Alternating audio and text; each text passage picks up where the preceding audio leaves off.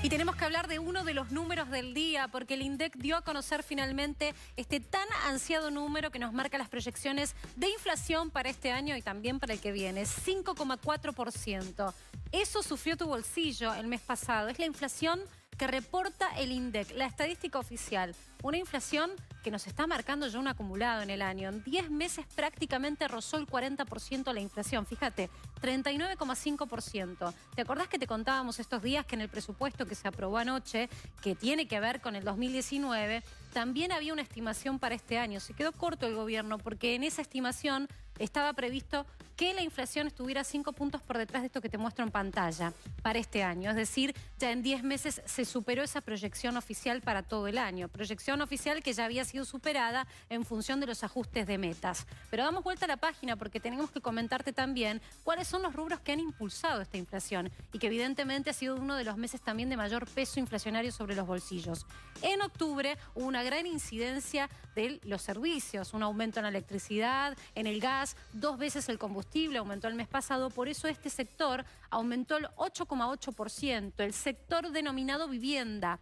Y también hay que decir que esta inflación se sintió en el transporte, combustible, gasoil que aumentó y también la tarifa. 7,6% es lo que aumentó el transporte, un peso muy importante sobre todo en aquellos que trabajan y se movilizan día a día y no pueden evitar este gasto. Pero también hay otro gasto que nos importa y que es muy difícil poder evadirse del mismo, que tiene que ver con el sector de servicios, por ejemplo, comunicaciones, 6,2%, otro de los sectores que aumentó por encima del promedio. No fue el único que aumentó por encima del promedio. Vamos a mostrarte otro número que inquieta y preocupa, que es un casi 6% de inflación en lo que respecta a alimentos y bebidas. Un 5,9%, casi 6%. ¿Por qué te digo que nos detengamos en este número? Porque este número va a ser el que luego reporte un incremento tal vez en la pobreza producto de que se encareció la canasta de bienes que tienen que ver con servicios y también con alimentos. Esa canasta que se conforma fundamentalmente con alimentos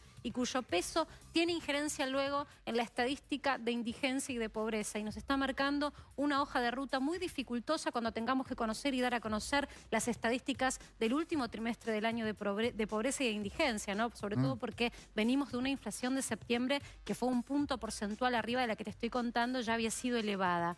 Y bueno, esos son algunos de los números que también tienen que ver con las familias, como por ejemplo el gasto en salud, las prepagas han aumentado, también los insumos médicos. Por esto este sector aumentó prácticamente a la par de la inflación, un 5,5%. Sectores que es muy difícil poder evadirse en el gasto, sobre todo cuando uno tiene una familia, no son sectores del consumo diario que uno pueda recortar. ¿Qué dice el gobierno frente a esta situación? Me quedaba uno más, mira.